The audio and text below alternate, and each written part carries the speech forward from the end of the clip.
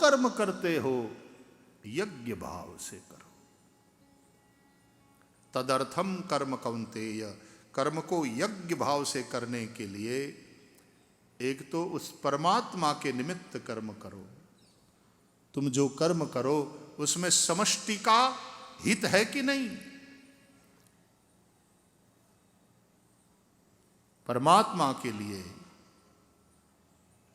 समष्टि के कल्याण के लिए तुम्हारा प्रत्येक कर्म होना चाहिए।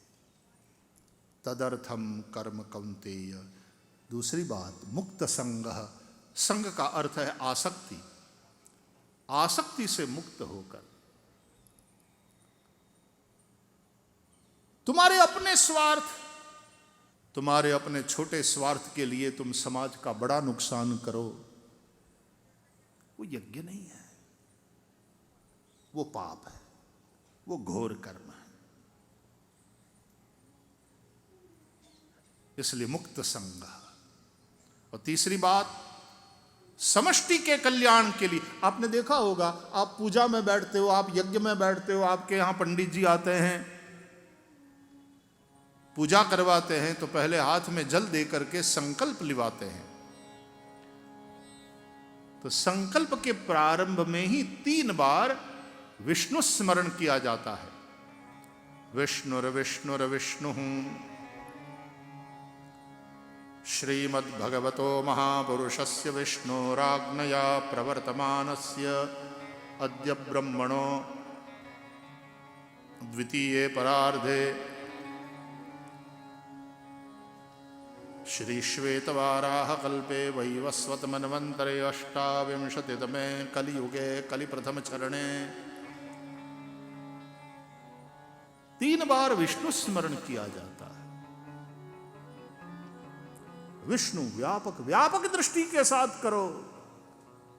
इसमें केवल मेरा ही हित हो, मेरा ही स्वार्थ सधे, इस भाव से कर्म करोगे तो वो घोर कर्म बांधेगा।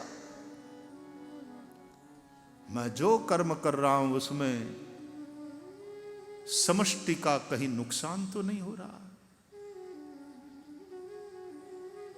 तदर्थ कर्म ये है ना, ये प्रभु को प्रसन्न करने वाला मेरा कर्म है ना। 3 बार सोच लो, समष्टि का कहीं नुकसान तो नहीं हो रहा।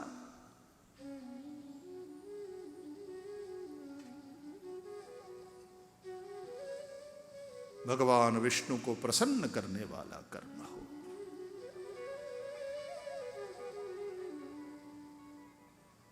सबका कल्याण होगा, उसमें निश्चित रूप से मेरा भी कल्याण होना ही है।